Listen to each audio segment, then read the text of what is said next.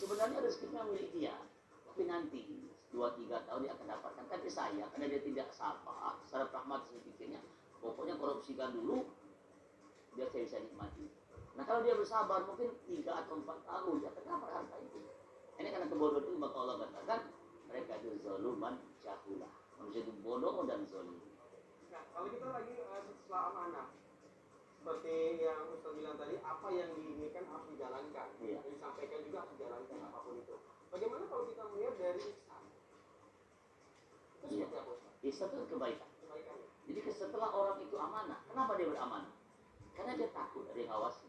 Ada Allah di sana tentunya. Karena Allah kan memberikan balasan. Kalau orang yang baik, maka dapat kebaikan. Kalau dia melakukan kejahatan, dapat kejahatan. Nah, karena itu, maka dia ihsan. Nah, Rasulullah katakan, ihsan itu anta budullah ka'annaka tarahu, fa illam takun tarah, fa innahu yaraka. Islam itu, kata Rasulullah, hendaklah kau menyembah Allah, beribadah. Ibadah itu bukan ibadah makhluk saja.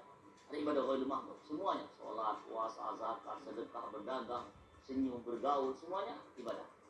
Nah, ketika kau ibadah, kata seakan-akan kau melihat Allah.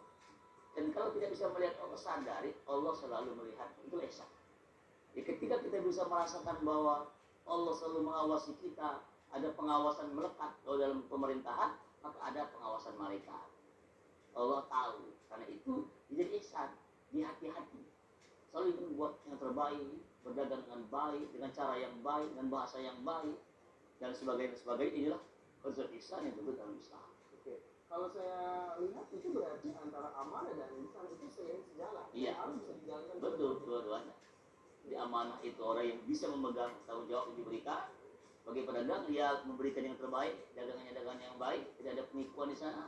Kemudian dia menyadari bahwa itu semua ada yang mengawasi. Tuhan yang mengawasi. Jadi harus takut juga. Iya. Tidak bohong, tapi Allah tahu.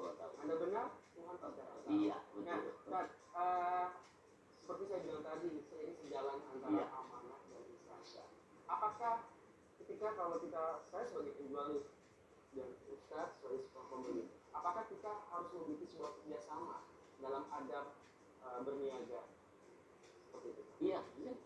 Kerjasama itu bukan hanya pembeli dan penjual, mungkin pembeli modal, kemudian yang mengambil jasa.